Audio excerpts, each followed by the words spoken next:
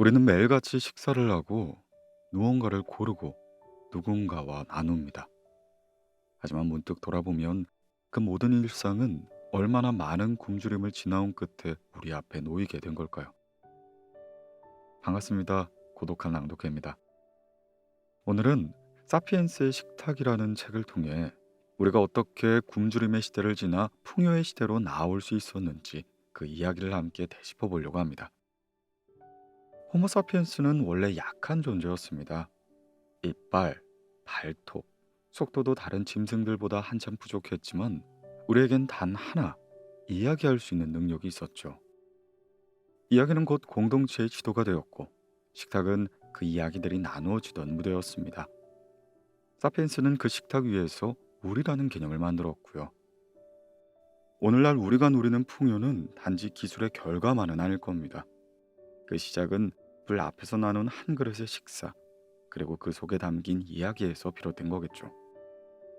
오늘 고독한 낭독회에서는요, 사피엔스의 식탁 속 인류의 기억을 따라 우리가 잊고 살았던 생존의 본능과 공존의 지혜를 되짚어 보려고 합니다.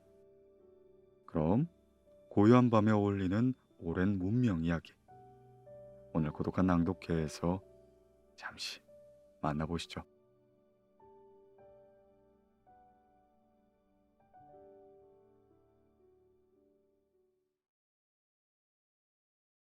사피엔스의 식탁.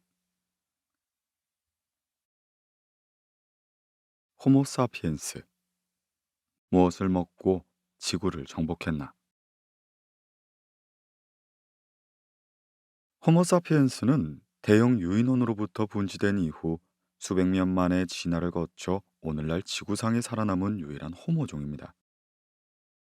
생명의 세계에서 사람의 위치를 분명히 하기 위해 먼저 사람과 관련된 용어를 정리해둘 필요가 있겠죠. 사람은 포유류로서 영장목에 속합니다. 구체적으로는 목과 과 사이에 설정된 사람 상과에 속하며, 여기에는 사람과 유인원의 모든 현생종과 멸종 화석종이 포함되죠. 사람 상과 아래 단위가 사람과인데, 여기에는 오랑우탄과 고릴라과 사람 악어가 포함됩니다. 사람 악어에는 침팬지족과 사람족이 속하고, 사람족에는 오스트랄로피테쿠스족과 사람 아족이 있으며, 사람 아족은 다시 사람 속 사람종으로 분류되는 거죠. 이러한 분류의 기준은 신체의 해부적 특징과 유전자 분석을 근거로 삼습니다. 생물학적으로 종을 나누는 기준은 개체 사이의 후손을 만들 수 없을 정도로 이 특징이 멀어진 것입니다.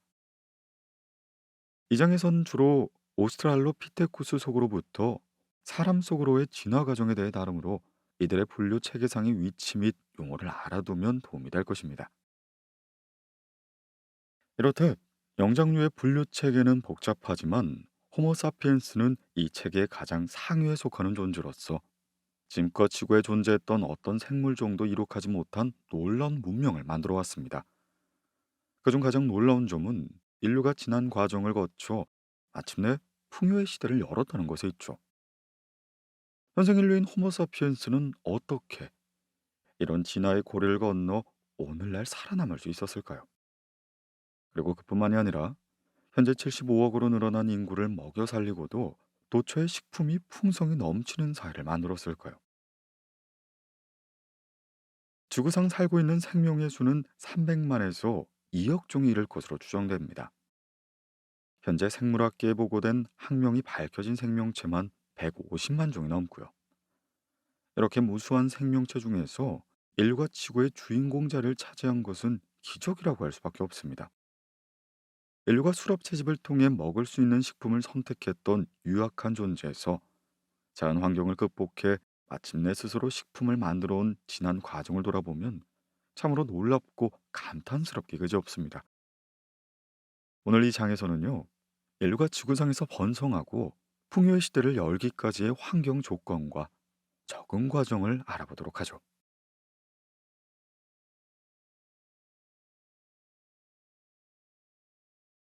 오래전 우주와 원시지구 이야기. 인간이 자연계를 이용해 식품을 얻게 된 것은 지구가 동식물이 자랄 수 있는 환경과 영향을 제공해 주었기 때문입니다.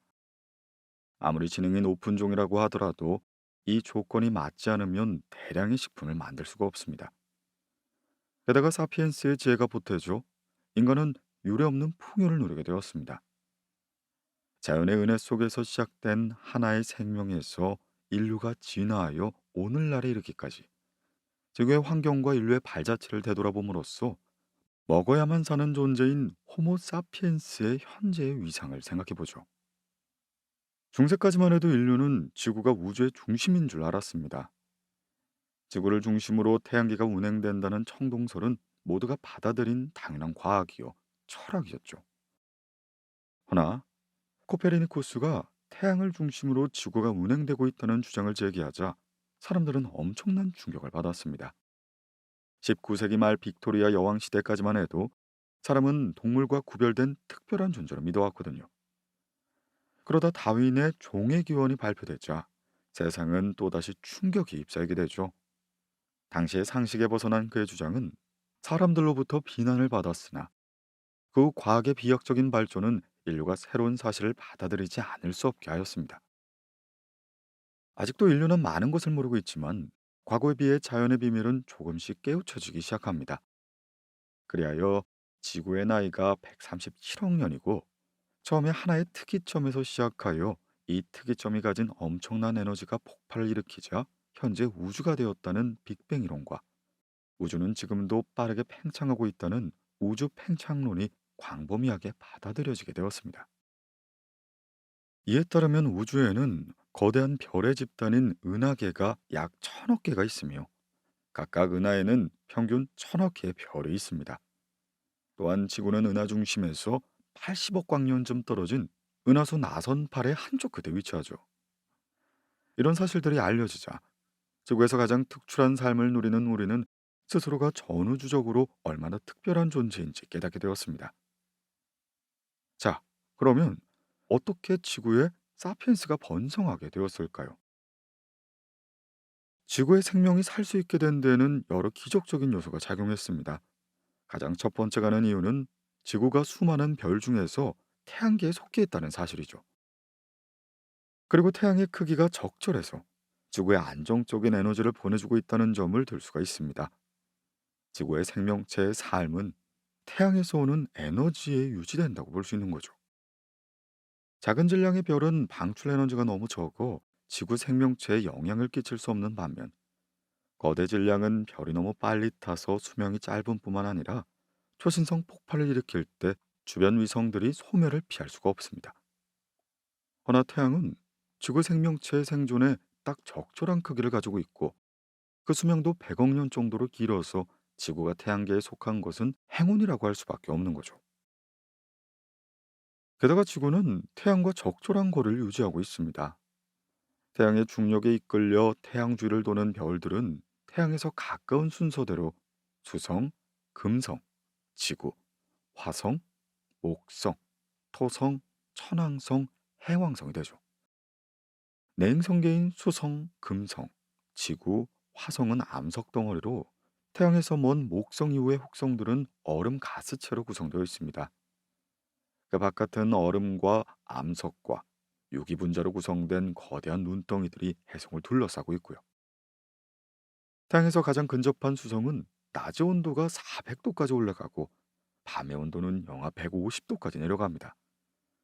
금성 또한 만만치가 않죠. 낮이면 470도까지 온도가 올라가거든요. 지구 다음에 위치한 화성의 표면 온도는 평균 영하 80도가 됩니다.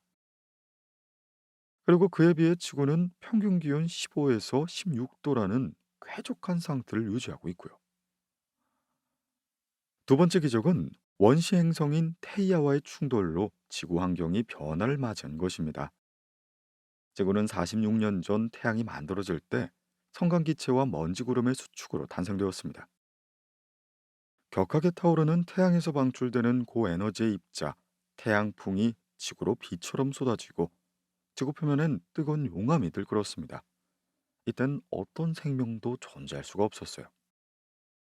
마다 한 바퀴씩 고속으로 돌고 있었죠. 그런데 태양이 생긴 지 5천만 년이 지난 어느 날 원시행성 테이아가 지구와 충돌하게 됩니다. 이 충돌 에너지로 수천의 화산이 폭발하고 핵이 갇혀 있었던 대량의 가스가 분출되면서 지구의 최초 대기가 형성되게 되었죠. 태이아의 핵을 형성하던 철은 지구의 배부로 흘러가 핵과 융합했고요. 지구 내부의 고온, 고밀도의 금속의 구를 만들게 됩니다. 그리고 이 핵이 자기막을 형성해 지구를 치명적인 태양풍으로부터 지키고 지구 표면의 물의 비산도 막아주게 된 것이죠. 비로소 지구는 자전 속도가 늦춰지게 되고 24시간마다 한 바퀴씩 회전을 하게 된 것입니다. 세 번째 기적은 지구가 생명에게 필요한 물로 충만하게 된 것입니다. 지구에 물이 풍만하게 된 원인은 해성 유래설이 주장되고 있는데요. 이 설에 따르면 수십억 년 전 대규모의 해성이 원시지구와 충돌했고, 그때 해성의 얼음이 지구의 대기와 마찰하면서 엄청난 비가 내렸다는 것입니다. 이 비로 지구 표면이 식으면서 지각에 갇혀 있었던 가스와 용암이 화산으로 분출되면서 가스체들이 최초의 대기를 형성했고요. 대기 중에 방출됐던 산소는 우주의 충만한 수소와 결합하여 다시 대량의 물로 만들어졌고, 해성에서 온 비와 더불어 지표의 70%를 물로 덮어버리게 되었습니다. 이렇게 세 가지의 기적으로 지구에는 생명의 탄생 및 번성을 위한 가장 중요한 요소가 만들어지게 된 것입니다.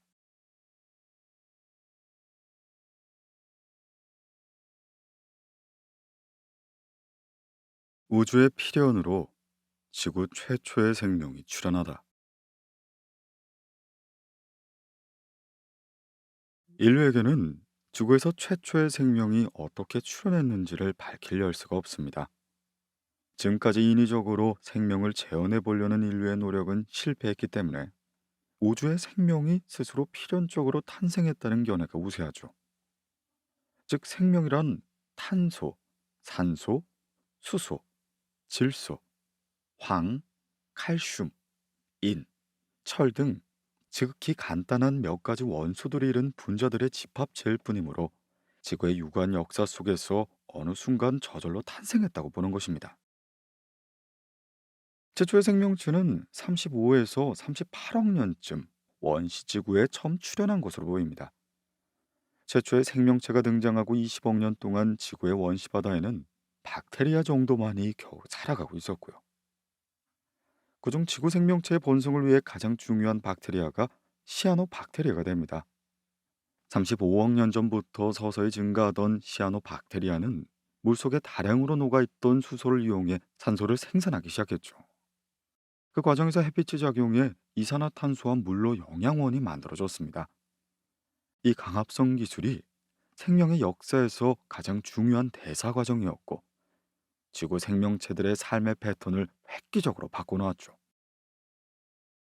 물속뿐만 아니라 대기 중의 산소 농도가 20%를 넘어 지구 환경이 현기성에서 호기성이 되었죠. 산소는 오존층이 되어서 태양의 자외선으로부터 지구를 차단하는 역할까지 했습니다. 시아노박테리아가 광합성 과정에서 대기 중의 이산화탄소를 소비하자 지구의 온도는 서서히 떨어지게 됩니다. 처음 시아노박테리아가 출현한 태고대의 지구에선 거대한 화성들이 폭발하고 바다가 펄펄 끓고 있었거든요. 시아노박테리아가 만들어낸 산소는 다음 단계에 더 복잡한 생명의 역사를 만들 수 있게 해준 거죠. 일부 단세포 박테리아가 다른 단세포 박테리아의 몸속에 들어가 공생관계를 이루기 시작한 것도 20억 년 전에 일어난 놀라운 변화 중의 하나입니다. 그리하여 세포 내의 핵과 미토콘드리아 같은 소기관이 공생하는 진핵세포가 만들어진 거죠. 식물세포 내의 엽록체가 공생하면서 식물체가 광합성을 할 수 있게 되었습니다. 진핵세포는 원핵생물보다 더 크고 더 많은 DNA를 가지게 되었고, 이로써 생존을 위해 더 좋은 전략을 짤 수가 있었습니다. 그리고 그 결과 진핵세포들의 연합체인 다세포 생물체가 출현하게 된 것이죠. 이러한 혁신 덕분에 지구상에 다양한 생물이 넘쳐나게 됐습니다. 이들 가운데 일부는 동물의 선조가, 일부는 식물의 선조가 되었고요. 이후 5억 4천만 년 전부터는 새로운 형태의 생물들이 폭발적으로 등장하는데, 이때를 캄브라악이 생명체의 대폭발 시기라고 합니다. 비가 대규모로 내리자 용암이 들끓던 지구가 식으면서 지구상인 최초의 단단한 대지가 떠올랐고요. 그러자 바다를 가득 채우고 있었던 생명체들의 일부는 생존의 터전을 물에서 무트로 옮기게 된 것이죠.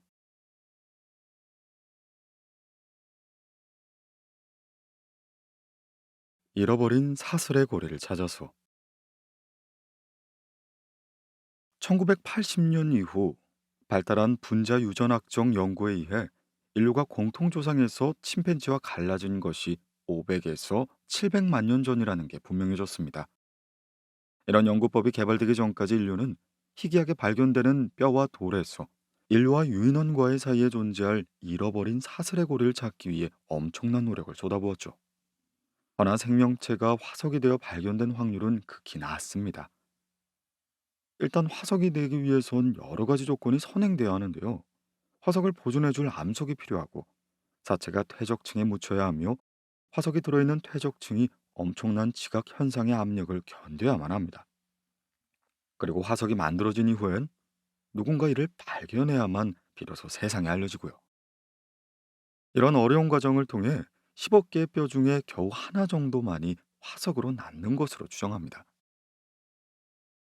그리고 인류 진화를 밝혀준 화석의 발견은 대부분 우연히 일어났죠.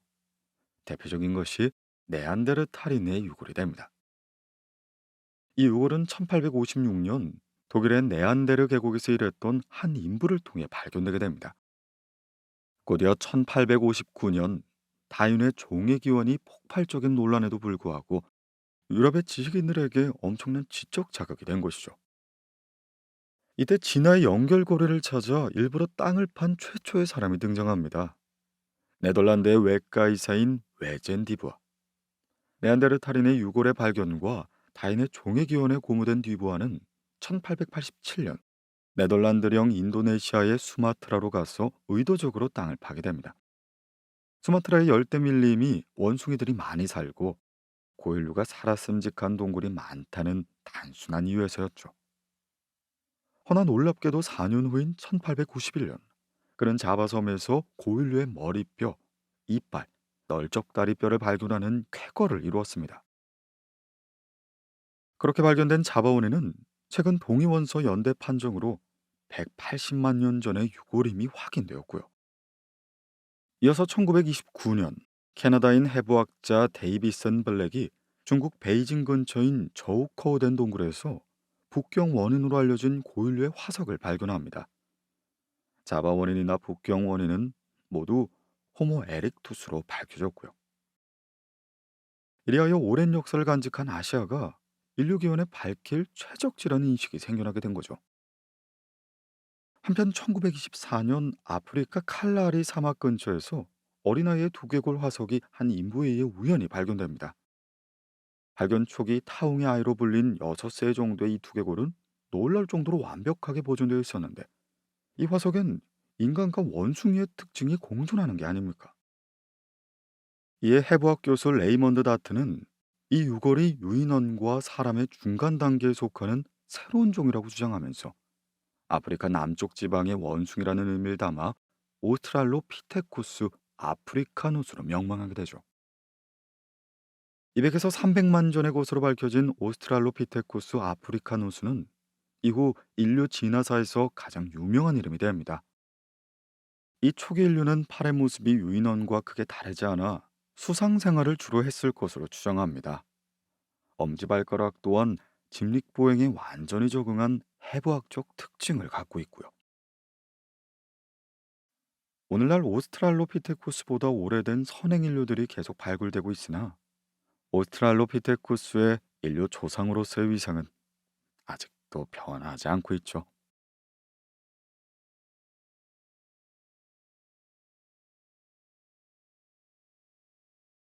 고인류 발굴의 명가 리키 패밀리.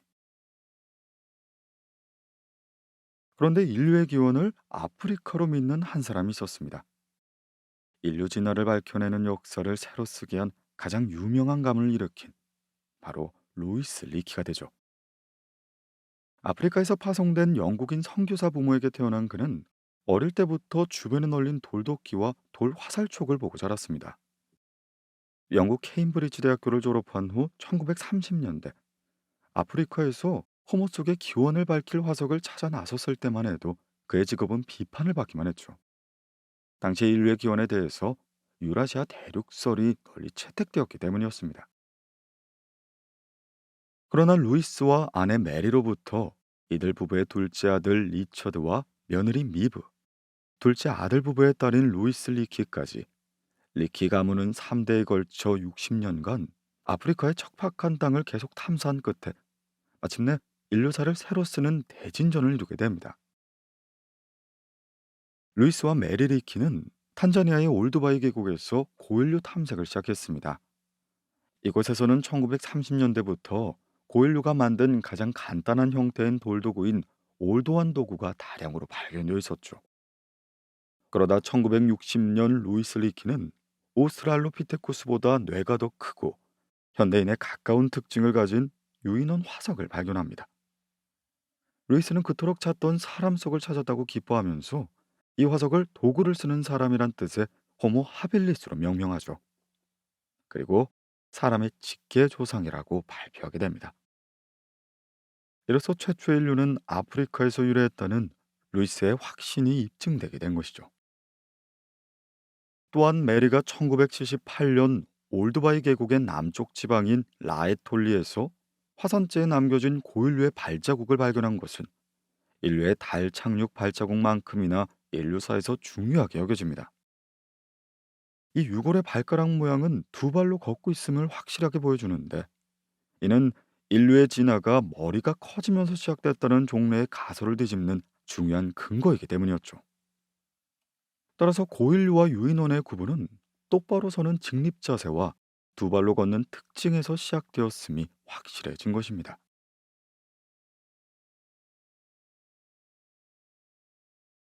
영장류는 무엇을 먹고 호모 사피엔스가 되었을까? 자, 그렇다면 영장류 중 일부가 직립보행을 하게 된 이유는 과연 무엇일까요? 이를 설명하는 학자들의 가설은 많지만 정확한 이유는 여전히 알 수가 없습니다. 다만 영장류가 오스트랄로피테쿠스 속을 거쳐 호모 속으로 진화할 당시 지구 환경은 급속한 변화를 겪던 와중이었다는 것만 분명하죠. 지난 250만 년 동안 지구상에선 적어도 17회의 극심한 빙하기가 관측됩니다.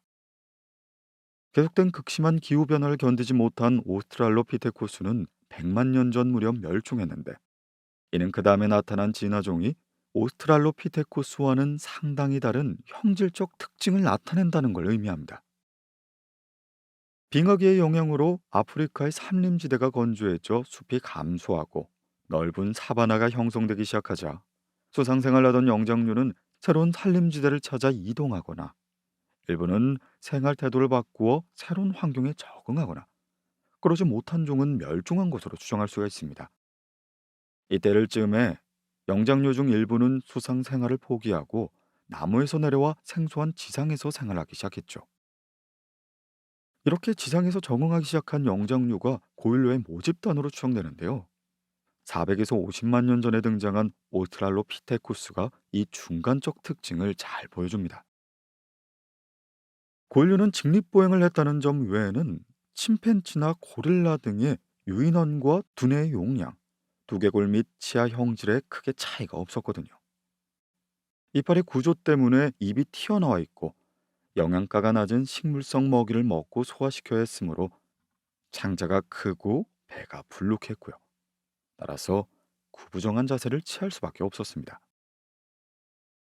그때까지 영장류는 소화시킬 수 있는 식물의 어린 싹, 씨앗과 열매, 저장기관 등을 먹고 살았고, 유충과 곤충도 가끔 잡아먹었을 것입니다.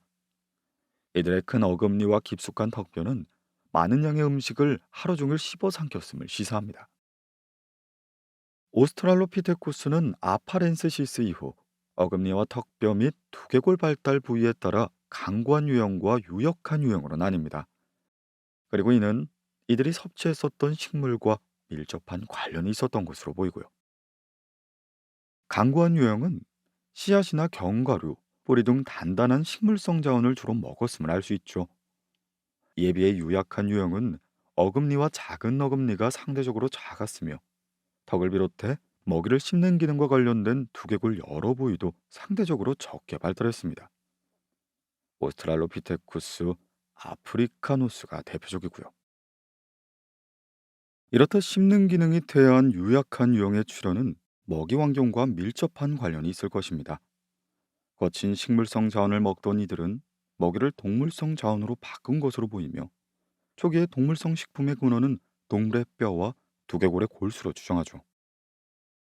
올드바이 계곡에서 발견된 250만 년 전의 도구인 올도한 돌도끼는 뼈를 부수기용으로 안성맞춤인 형태였습니다. 오스트랄로피테쿠스 속 중에서도 가르이는 어금니와 성근니가 커서 강고한 유형 같으나 식생활이 동물성으로 전환되었다고 추정되는 종입니다. 가르이 화석이 발견되는 곳 근방에서 영양과 대형 동물의 뼈에서 석기로 살을 자른 흔적들이 있어서 고에너지, 고지방인 살코기 식단으로서의 전환이 진행 중이었음을 알 수가 있는 거죠. 이렇게 봤을 때 채식에서 육식으로 식생활 혁명이 이루어지면서 호모속이 탄생했다는 가설은 어느 정도 일리가 있음을 알 수가 있습니다.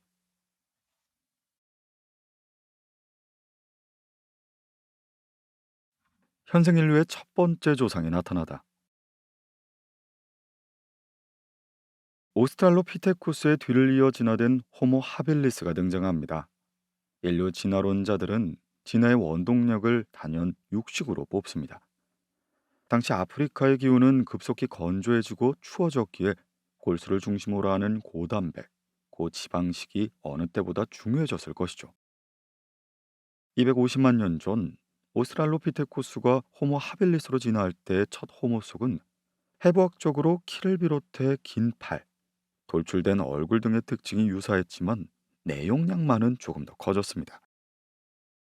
그리고 하빌리스의 치아나 입 모양은 여전히 육식에 적합하지 않은 구조였으나, 어금니가 오스트랄로피테쿠스보다 조금 더 날카로워서 날고기를 먹는 증거로 여겨졌죠. 식량이 부족했던 이들은 야생 열매나 덩이줄기 식물, 부드러운 씨앗과 같은 상당한 양의 식물성 양식과 땅벌레나 알, 곤충 등 눈에 띄는 건 무엇이든 먹을 것으로 추정합니다. 그렇게 200만 년 전 호모 하빌리스에서 호모 에렉투스로 진화할 땐 모든 면에서 큰 변화가 관측되게 되죠. 호모 에렉투스는 종래의 구인원들과는 확연히 다른 종이었습니다. 뇌는 하빌리스보다 더 컸고, 체형도 오늘날의 인간과 유사해져 팔이 짧아지고 다리는 길어졌죠. 에렉투스는 직립했을 뿐만 아니라 달릴 수도 있는 체형을 갖추었습니다. 게다가 턱과 치아가 현저히 작아지면서 장이 짧아져 식생활이 획기적으로 변화했음을 알 수가 있습니다. 장이 짧아지려면 식생활이 질적으로 변하지 않으면 안 됩니다. 질적으로 유리한 식품은 단연 동물성 식품이며, 날 것보단 익혀서 먹을 때 영양 효율이 훨씬 높습니다. 따라서 송곳니가 크지 않은 호모 에릭투스는 영양가가 높은 동물성 식품을 주로 익혀 먹은 것으로 보이게 되죠.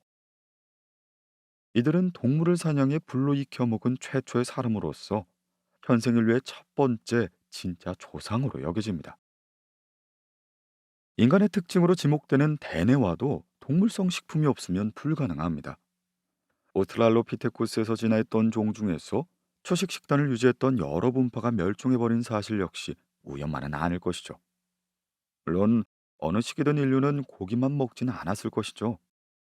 고대 수렵 채집인들은 잡식성이었을 것이며, 이는 호모 속이 더 다양한 생존 전략을 개발하는데 유리하게 작용했을 것입니다.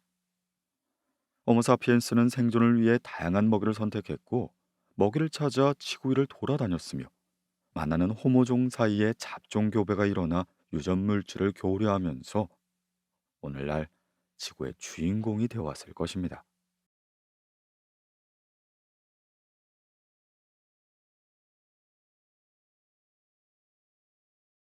인류 진화의 원동력, 음식. 어떤 생명체가 어떤 음식을 먹는지는 바로 그 생명체의 본질을 결정한다. 프랑스 정치가이자 미식가인 브리아 사바랭은 미식 예찬에서 당신이 무엇을 먹었는지 말해달라, 그러면 당신이 어떤 사람인지 알려주겠다 라는 말을 썼습니다. 원래 이 말은 음식이 그것을 먹는 사람의 지위나 신분을 나타낸다는 뜻이었지만 후세 영양학자들은 당신이 먹은 음식이 곧 당신이다 라고 고쳐 해석했죠. 그만큼 사람의 몸을 만드는 것은 그 사람이 먹은 음식의 영양소이기 때문입니다. 식품이 진화의 원동력이란 증거는 여러 곳에서 발견할 수 있습니다. 가장 고전적인 예로 찰스 다인의 핀치새를 한번 보죠. 26세의 다인은 비글호를 타고 갈라파고스 제도에 갔을 때 각각 섬들에 사는 핀치새들의 크기와 부리 모양이 다르다는 걸 발견합니다. 관찰자였던 그는 원인을 핀치새가 먹는 먹이에서 찾았죠. 핀치새 중에서 나무 위 곤충을 잡아먹는 종류는 부리가 짧고 단단했고, 나무 속 벌레를 잡아먹는 종류는 부리가 길고 가늘었으며, 떨어진 씨앗을 먹는 종류는 부리가 두꺼웠을 것입니다. 그리고 여기서 영감을 얻은 그는 자연 선택설 가설을 세웠으며 종의 기원을 지필하게 된 것이고요. 인간에 가까운 대형 유인원인 침팬치나 고릴라를 비교해봐도 음식의 섭취가 체격뿐만 아니라 사회생활 양식에도 큰 영향을 미친다는 걸 알 수가 있습니다.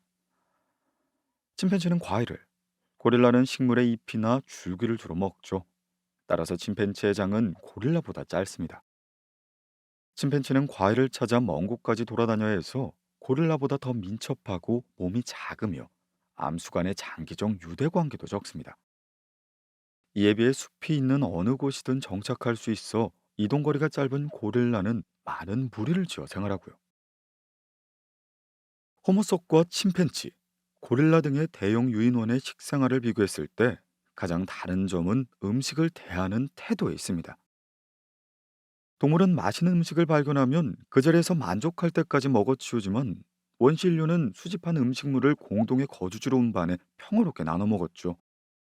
이는 사람을 제외한 영장류뿐만 아니라 어떤 동물에서도 관찰할 수 없는 특출한 행동이 됩니다. 인류학과 교수인 글린 아이작은 음식 공유 가설에서 음식을 나눠 먹는 인류의 행위가 인류 진화의 가장 중요한 요인이 됐다고 주장합니다. 즉, 음식을 나누어 먹음으로써 언어가 발달하고 사회적 상호작용이 많아지면서 지능의 수준이 높아졌다는 거죠. 그리고로써 호모 속에서 다른 유인원과 분리되었다는 것입니다. 물론 아이작 교수의 주장이 아니더라도 음식물을 나눠 먹는 인류의 행동은 인간을 인간답게 만드는 중요한 요인 중 하나가 되었음은 틀림이 없습니다.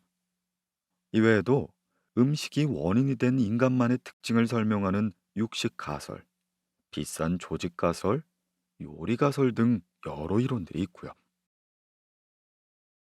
자, 그렇다면 호모 속의 진화가 진행되면서 뇌의 용량이 증가하는 뚜렷한 해부학적 특징이 나타났다고 했죠. 500만 년 전에 출현한 오스트랄로피테쿠스 속은 내용량이 400에서 500cc 정도로 침팬지와 별 차이가 없습니다. 그러다 250만 년 전 호모 아빌리스가 등장하면서 내용량의 3분의 1 이상이 늘어났죠. 그리고 200만 년 전 호모 에렉투스의 내용량은 1000cc로 오스트랄로피테쿠스보다 2배 이상이 증가했습니다. 80만 년 전에 출현한 하이델베르크인의 뇌 크기는 1200cc였고, 20만 년 전에 출현한 호모 사피엔스는 1400cc로 초기 인류보다 약 3배 가까이 커졌습니다. 이렇듯 두뇌 용량 면에서의 사람 속은 다른 유인원들과는 확실히 다르게 보입니다. 그런데 흥미롭게도 뇌는 지속적으로 커진 게 아닙니다. 새로운 종이 처음 출현할 때 급속히 크기가 증가하거나 위상이 변화된 거죠. 즉, 어떤 원인에 의해 뇌가 급속히 증가할 때 새로운 인간 속이 등장했다고 볼 수 있습니다. 자, 그렇다면 사람의 뇌 용량을 키운 결정적인 인자는 과연 무엇이 될까요?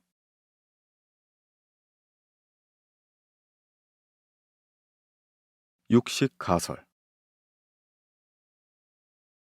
오스트랄로피테쿠스로부터 호모 하빌리스로의 진화를 촉발한 가장 중요한 요인은 육식이었다고 설명을 했습니다. 이와 관련한 가장 유명한 가설은 인류학자 쇼드 와시번과 첸 랭카스터의 육식 가설이 됩니다. 이 육식 가설에 의하면 오스트랄로피테쿠스에서 진화한 호모 아빌리스와 이들의 후손이 고기를 더 많이 먹게 되자 입과 소화기계가 달라진 식생활에 맞게 진화했고, 고기를 찾아 떠돌아다니는 장거리 여행을 하게 되면서 긴 다리가 선호됐고, 이 때문에 나무 타기가 어려워졌을 것으로 추정됩니다. 초기 호모 속인 호모 하빌리스나 호모 루돌펜시스는 아직 살아있는 동물을 사냥할 정도로 진화하지 못했기 때문에 동물의 사체에서 골수나 뇌를 꺼내 먹었을 것으로 추정하죠. 골수와 뇌에 함유된 풍부한 단백질과 지방은 초기 호모 속의 몸집을 키우고 뇌 용량을 늘리는 데 기여했을 것임이 틀림없습니다. 특히 동물성 지방에 다량 함유되어 있는 지방산인 DHA와 아라키돈산이 뇌 크기뿐만 아니라 활성화에도 중요한 역할을 담당했을 것으로 추정하죠. 물론 호모 속의 식물성 식품에서 동물성 식품으로 자원을 변경한 초기는 신체가 적응하기 쉽지 않았을 것입니다.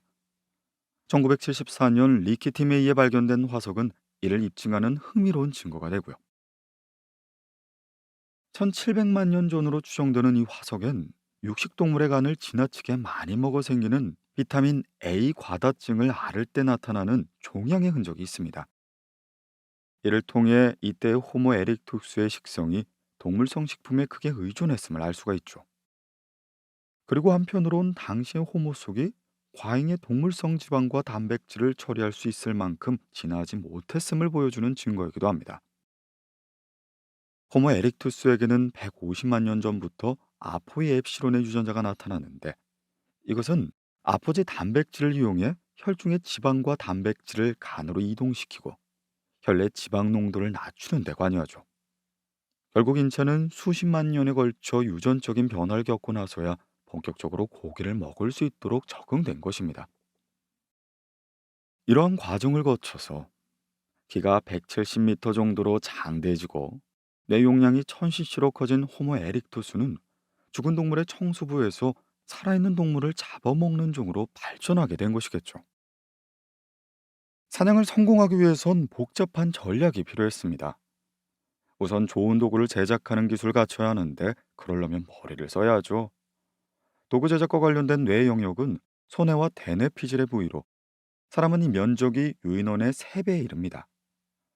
호모 에릭투스는 다른 유인원이 결코 만들 수 없었던 날카로운 주먹 도끼를 만들어냅니다. 이 같은 도구의 제작과 사용이 사람의 진화에 큰 영향을 미쳤고요. 또한 사냥의 성공을 위해선 협력과 의사소통도 중요하겠죠. 뇌 영역 중에 전두엽이 언어와 관련이 있는데, 호모 에렉투스의 두개골에 전두엽인 브로카 영역이 있었습니다. 일부 호모 에렉투스는 언어를 사용했을 것으로 여겨지고, 언어 사용은 협동하여 사냥하는 데 매우 유리하게 작용했을 것이죠. 인간의 육식에 대한 강렬한 소망은 구석기인들이 동굴에 남긴 벽화에서도 찾아볼 수가 있습니다.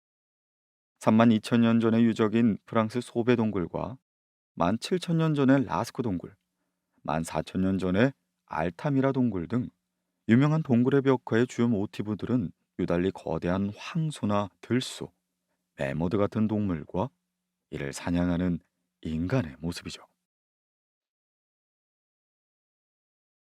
비싼 조직 가설. 인간의 진화는 곧 큰 내로의 발전이라고 해도 과언이 아닙니다.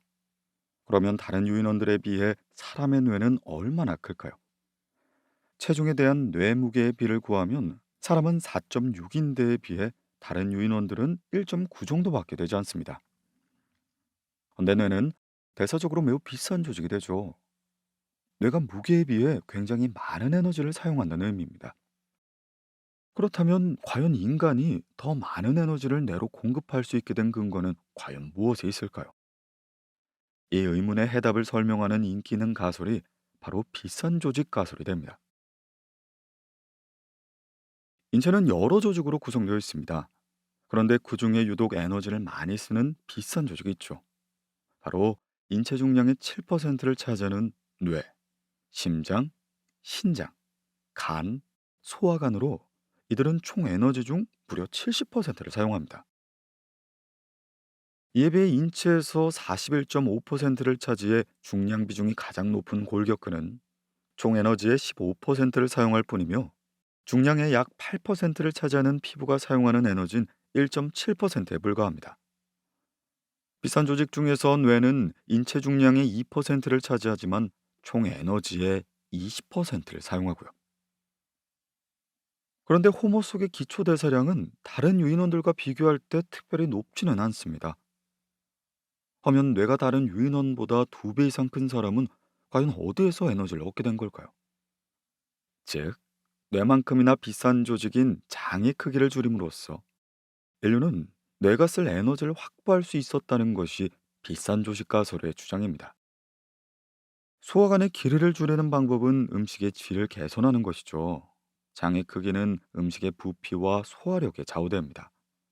소화가 어려운 식품을 다량으로 섭취할 경우 발효를 위해 장의 길이가 길어지고, 소화가 쉬운 식품을 소량으로 섭취하면 장의 길이는 짧아집니다. 이렇게 양질의 식사는 뇌를 크게 하는 전제 조건이 되는 거죠. 아까도 말했다시피 양질의 식사는 곧 동물성 식품의 섭취를 뜻합니다. 인류는 채식 대신 육식을 선택함으로써 적은 양으로도 많은 영양과 에너지를 얻고, 소화 시간이 단축되면서 소화에 필요한 에너지가 적어진 것이 장의 크기를 줄일 수 있었던 원인이 된 것이죠. 소화는 에너지 소모가 큰 고비용 처리 과정입니다. 소화관이 음식을 소화시킬 때 에너지를 쓰이는 것이 특이동적 작용이라고 하는데요. 이때 보통 기초 대사량 중에 약 10% 에너지가 소모됩니다.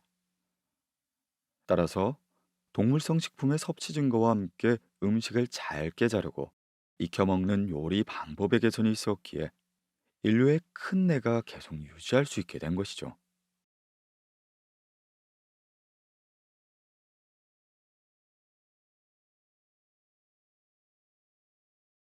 지구 최강의 포식자가 된 호모 사피엔스.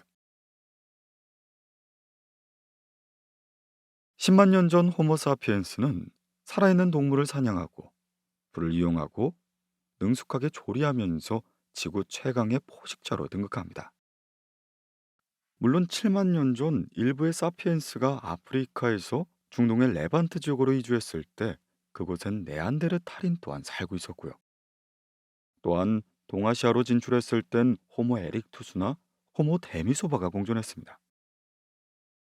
그들 사이에 무슨 일이 있었는지 모르겠지만 사피엔스는 모든 호모종을 축출하고 유일한 지배종으로 살아남았죠. 뿐만 아니라 대형 표유로도 절멸시켰습니다.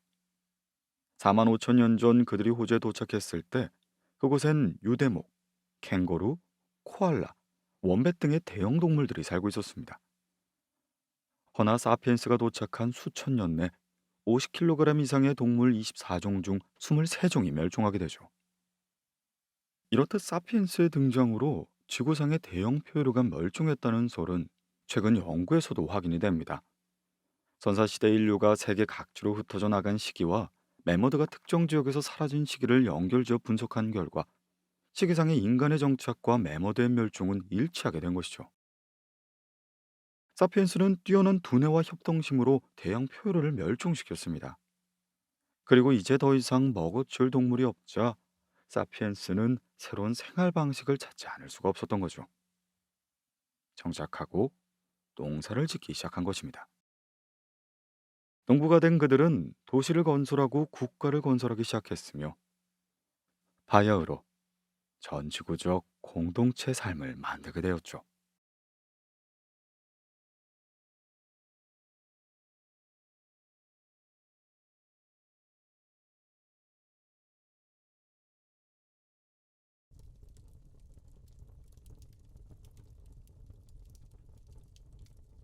오래전 우주와 원시지구 이야기.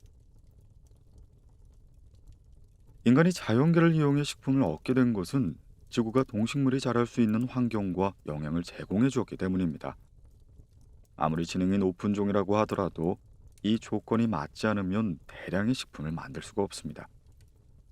게다가 사피엔스의 지혜가 보태져 인간은 유례없는 풍요를 누리게 되었습니다. 자연의 은혜 속에서 시작된 하나의 생명에서 인류가 진화하여 오늘날에 이르기까지 지구의 환경과 인류의 발자취를 되돌아봄으로써 먹어야만 사는 존재인 호모 사피엔스의 현재의 위상을 생각해보죠. 중세까지만 해도 인류는 지구가 우주의 중심인 줄 알았습니다. 지구를 중심으로 태양계가 운행된다는 청동설은 모두가 받아들인 당연한 과학이요 철학이었죠. 허나 코페르니쿠스가 태양을 중심으로 지구가 운행되고 있다는 주장을 제기하자 사람들은 엄청난 충격을 받았습니다. 19세기 말 빅토리아 여왕 시대까지만 해도 사람은 동물과 구별된 특별한 존재로 믿어왔거든요. 그러다 다윈의 종의 기원이 발표되자 세상은 또다시 충격이 휩싸이게 되죠. 당시의 상식에 벗어난 그의 주장은 사람들로부터 비난을 받았으나 그 후 과학의 비약적인 발전은 인류가 새로운 사실을 받아들이지 않을 수 없게 하였습니다. 아직도 인류는 많은 것을 모르고 있지만 과거에 비해 자연의 비밀은 조금씩 깨우쳐지기 시작합니다. 그리하여 지구의 나이가 137억 년이고 처음에 하나의 특이점에서 시작하여 이 특이점이 가진 엄청난 에너지가 폭발을 일으키자 현재 우주가 되었다는 빅뱅 이론과 우주는 지금도 빠르게 팽창하고 있다는 우주 팽창론이 광범위하게 받아들여지게 되었습니다. 이에 따르면 우주에는 거대한 별의 집단인 은하계가 약 1000억 개가 있으며 각각 은하에는 평균 1000억 개의 별이 있습니다. 또한 지구는 은하 중심에서 80억 광년쯤 떨어진 은하수 나선팔의 한쪽 끝에 위치하죠. 이런 사실들이 알려지자 지구에서 가장 특출한 삶을 누리는 우리는 스스로가 전우주적으로 얼마나 특별한 존재인지 깨닫게 되었습니다. 자, 그러면 어떻게 지구에 사피엔스가 번성하게 되었을까요? 지구의 생명이 살 수 있게 된 데에는 여러 기적적인 요소가 작용했습니다. 가장 첫 번째 가는 이유는 지구가 수많은 별 중에서 태양계에 속해 있다는 사실이죠. 그리고 태양의 크기가 적절해서 지구에 안정적인 에너지를 보내주고 있다는 점을 들 수가 있습니다. 지구의 생명체의 삶은 태양에서 오는 에너지에 유지된다고 볼 수 있는 거죠.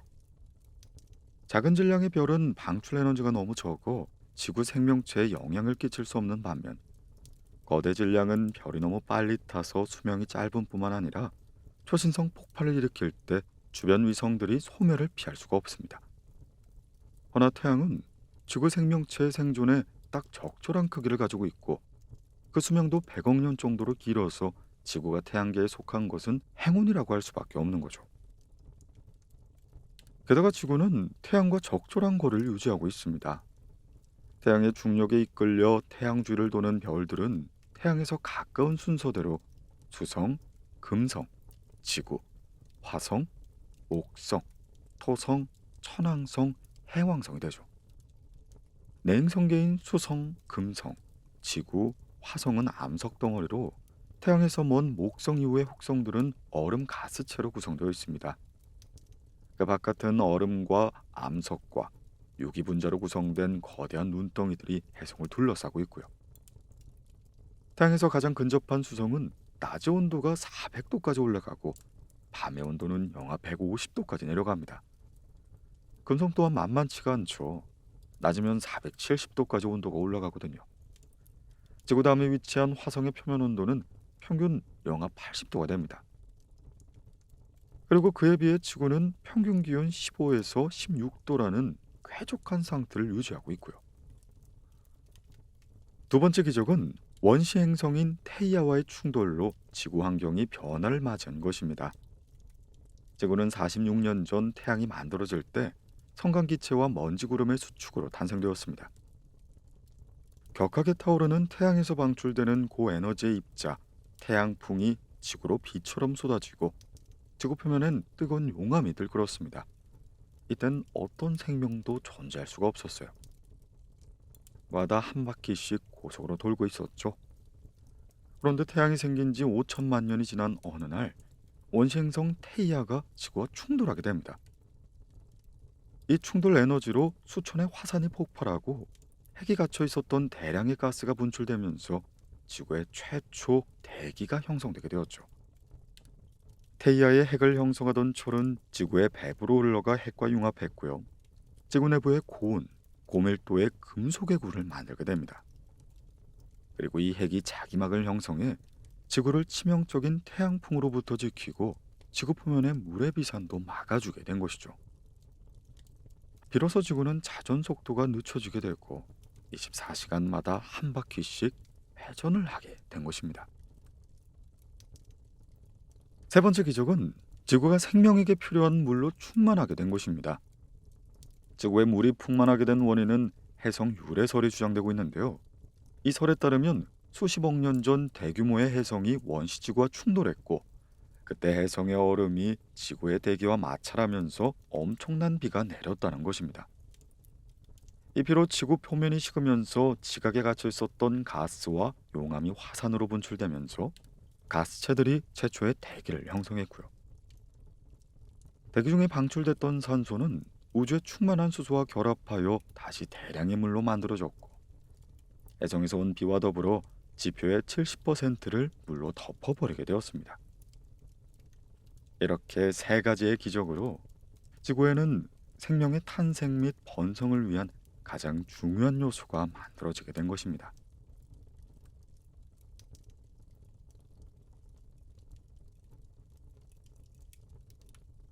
우주의 필연으로 지구 최초의 생명이 출현하다. 인류에게는 지구에서 최초의 생명이 어떻게 출현했는지를 밝히려 할 수가 없습니다. 지금까지 인위적으로 생명을 재현해 보려는 인류의 노력은 실패했기 때문에 우주의 생명이 스스로 필연적으로 탄생했다는 견해가 우세하죠. 즉 생명이란 탄소, 산소, 수소, 질소, 황, 칼슘, 인, 철 등 지극히 간단한 몇 가지 원소들이 이룬 분자들의 집합체일 뿐이므로 지구의 유구한 역사 속에서 어느 순간 저절로 탄생했다고 보는 것입니다. 최초의 생명체는 35에서 38억 년쯤 원시지구에 처음 출현한 것으로 보입니다. 최초의 생명체가 등장하고 20억 년 동안 지구의 원시 바다에는 박테리아 정도만이 겨우 살아가고 있었고요.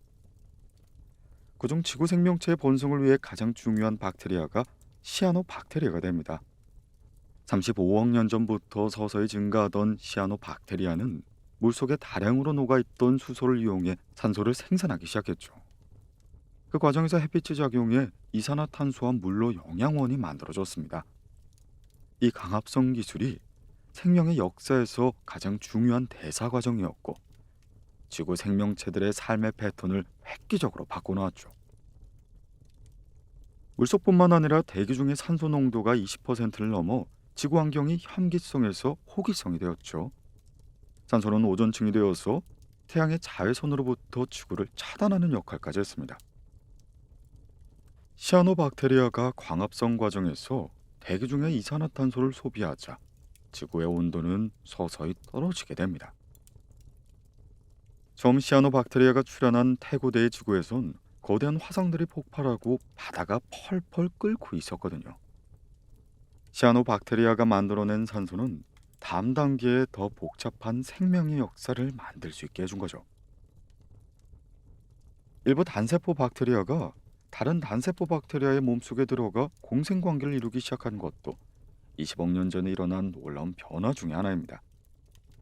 그리하여 세포 내의 핵과 미토콘드리아 같은 소기관이 공생하는 진핵세포가 만들어진 거죠. 식물세포 내의 엽록체가 공생하면서 식물체가 광합성을 할 수 있게 되었습니다. 진핵세포는 원핵생물보다 더 크고 더 많은 DNA를 가지게 되었고, 이로써 생존을 위해 더 좋은 전략을 짤 수가 있었습니다. 그리고 그 결과 진핵세포들의 연합체인 다세포 생물체가 출현하게 된 것이죠. 이러한 혁신 덕분에 지구상에 다양한 생물이 넘쳐나게 됐습니다. 이들 가운데 일부는 동물의 선조가, 일부는 식물의 선조가 되었고요. 이후 5억 4천만 년 전부터는 새로운 형태의 생물들이 폭발적으로 등장하는데, 이때를 캄브라악이 생명체의 대폭발 시기라고 합니다. 비가 대규모로 내리자 용암이 들끓던 지구가 식으면서 지구상인 최초의 단단한 대지가 떠올랐고요. 그러자 바다를 가득 채우고 있었던 생명체들의 일부는 생존의 터전을 물에서 무트로 옮기게 된 것이죠.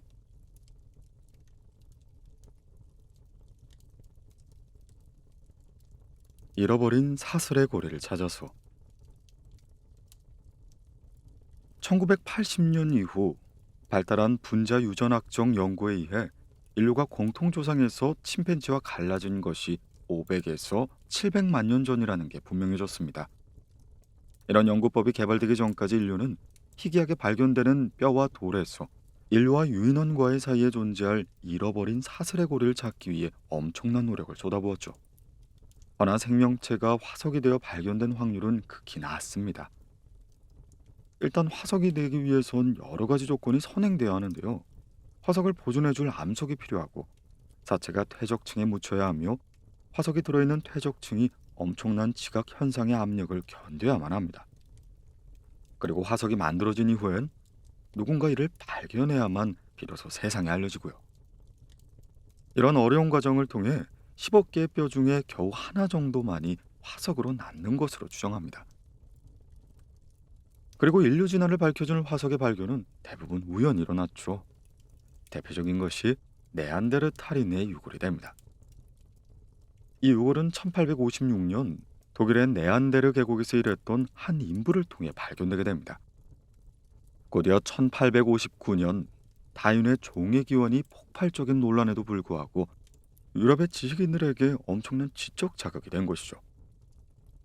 이때 진화의 연결고리를 찾아 일부러 땅을 판 최초의 사람이 등장합니다. 네덜란드의 외과의사인 외젠 디부아. 네안데르탈인의 유골의 발견과 다인의 종의 기원에 고무된 디부아는 1887년 네덜란드령 인도네시아의 수마트라로 가서 의도적으로 땅을 파게 됩니다. 수마트라의 열대 밀림이 원숭이들이 많이 살고 고인류가 살아슴직한 동굴이 많다는 단순한 이유에서였죠. 허나 놀랍게도 4년 후인 1891년 그는 자바섬에서 고인류의 머리뼈, 이빨, 널쩍다리뼈를 발견하는 쾌거를 이루었습니다. 그렇게 발견된 자바원에는 최근 동위원서 연대 판정으로 180만 년 전의 유골임이 확인되었고요.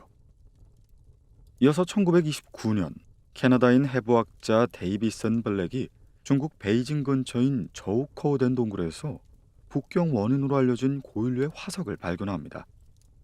자바 원인이나 북경 원인은 모두 호모 에릭투스로 밝혀졌고요. 이리하여 오랜 역사를 간직한 아시아가 인류 기원에 밝힐 최적지라는 인식이 생겨나게 된 거죠.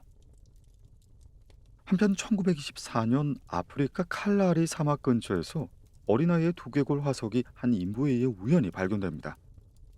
발견 초기 타웅의 아이로 불린 6세 정도의 이 두개골은 놀랄 정도로 완벽하게 보존되어 있었는데, 이 화석엔 인간과 원숭이의 특징이 공존하는 게 아닙니까?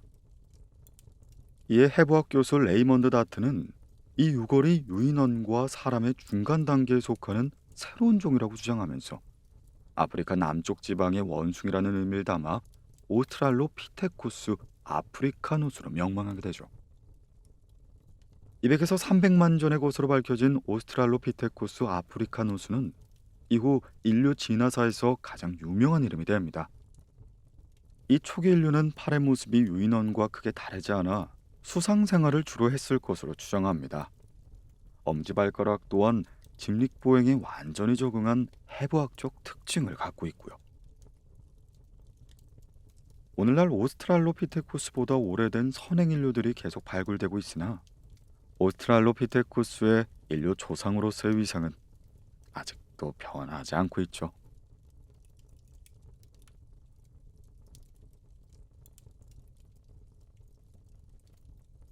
고인류 발굴의 명가 리키 패밀리. 그런데 인류의 기원을 아프리카로 믿는 한 사람이 있었습니다. 인류 진화를 밝혀내는 역사를 새로 쓰게 한 가장 유명한 가문을 일으킨 바로 루이스 리키가 되죠. 아프리카에서 파송된 영국인 선교사 부모에게 태어난 그는 어릴 때부터 주변에 널린 돌도끼와 돌 화살촉을 보고 자랐습니다. 영국 케임브리지 대학교를 졸업한 후 1930년대 아프리카에서 호모 속의 기원을 밝힐 화석을 찾아 나섰을 때만 해도 그의 직업은 비판을 받기만 했죠. 당시 인류의 기원에 대해서 유라시아 대륙설이 널리 채택되었기 때문이었습니다. 그러나 루이스와 아내 메리로부터 이들 부부의 둘째 아들 리처드와 며느리 미브, 둘째 아들 부부의 딸인 루이스 리키까지 리키 가문은 3대에 걸쳐 60년간 아프리카의 척박한 땅을 계속 탐사한 끝에 마침내 인류사를 새로 쓰는 대진전을 이루게 됩니다.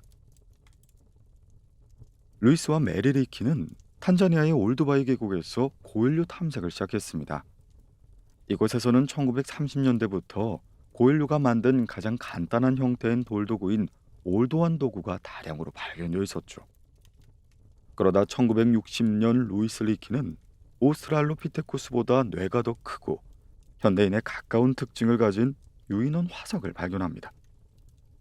루이스는 그토록 찾던 사람 속을 찾았다고 기뻐하면서 이 화석을 도구를 쓰는 사람이란 뜻의 호모 하빌리스로 명명하죠.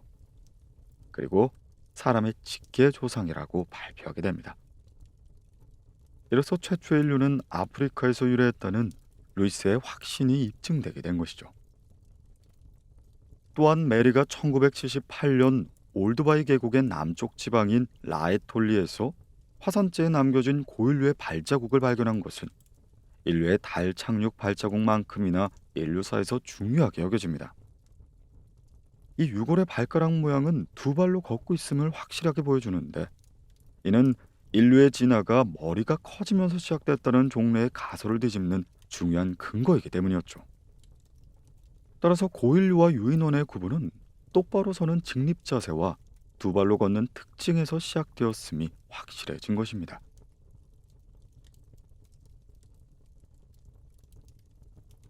영장류는 무엇을 먹고 호모 사피엔스가 되었을까?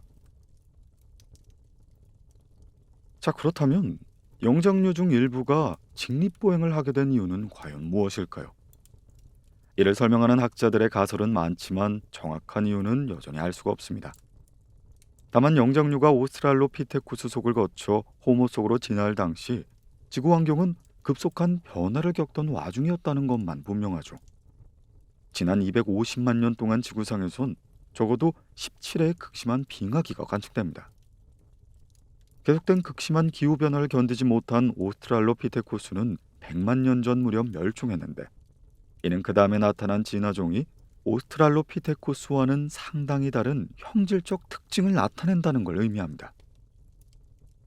빙하기의 영향으로 아프리카의 산림지대가 건조해져 숲이 감소하고 넓은 사바나가 형성되기 시작하자 수상생활하던 영장류는 새로운 산림지대를 찾아 이동하거나, 일부는 생활 태도를 바꾸어 새로운 환경에 적응하거나, 그러지 못한 종은 멸종한 것으로 추정할 수가 있습니다. 이때를 즈음에 영장류 중 일부는 수상 생활을 포기하고 나무에서 내려와 생소한 지상에서 생활하기 시작했죠. 이렇게 지상에서 적응하기 시작한 영장류가 고인류의 모집단으로 추정되는데요. 400에서 50만 년 전에 등장한 오스트랄로피테쿠스가 이 중간적 특징을 잘 보여줍니다. 고인류는 직립보행을 했다는 점 외에는 침팬지나 고릴라 등의 유인원과 두뇌의 용량, 두개골 및 치아 형질에 크게 차이가 없었거든요. 이빨의 구조 때문에 입이 튀어나와 있고 영양가가 낮은 식물성 먹이를 먹고 소화시켜야 했으므로 창자가 크고 배가 불룩했고요. 따라서 구부정한 자세를 취할 수밖에 없었습니다. 그때까지 영장류는 소화시킬 수 있는 식물의 어린 싹, 씨앗과 열매, 저장기관 등을 먹고 살았고, 유충과 곤충도 가끔 잡아먹었을 것입니다. 이들의 큰 어금니와 깊숙한 턱뼈는 많은 양의 음식을 하루 종일 씹어 삼켰음을 시사합니다. 오스트랄로피테쿠스는 아파렌시스 이후 어금니와 턱뼈 및 두개골 발달 부위에 따라 강고한 유형과 유역한 유형으로 나뉩니다. 그리고 이는 이들이 섭취했었던 식물과 밀접한 관련이 있었던 것으로 보이고요. 강고한 유형은 씨앗이나 견과류, 뿌리 등 단단한 식물성 자원을 주로 먹었음을 알 수 있죠. 이에 비해 유약한 유형은 어금니와 작은 어금니가 상대적으로 작았으며, 턱을 비롯해 먹이를 씹는 기능과 관련된 두개골 여러 부위도 상대적으로 적게 발달했습니다. 오스트랄로피테쿠스 아프리카누스가 대표적이고요. 이렇듯 씹는 기능이 퇴화한 유약한 유형의 출현은 먹이 환경과 밀접한 관련이 있을 것입니다. 거친 식물성 자원을 먹던 이들은 먹이를 동물성 자원으로 바꾼 것으로 보이며, 초기의 동물성 식품의 근원은 동물의 뼈와 두개골의 골수로 추정하죠. 올드바이 계곡에서 발견된 250만 년 전의 도구인 올도환 돌도끼는 뼈를 부수기용으로 안성맞춤인 형태였습니다. 오스트랄로피테쿠스 속 중에서도 가르이는 어금니와 성근니가 커서 강고한 유형 같으나 식생활이 동물성으로 전환되었다고 추정되는 종입니다. 가르이 화석이 발견되는 곳 근방에서 영양과 대형 동물의 뼈에서 석기로 살을 자른 흔적들이 있어서 고에너지, 고지방인 살코기 식단으로서의 전환이 진행 중이었음을 알 수가 있는 거죠.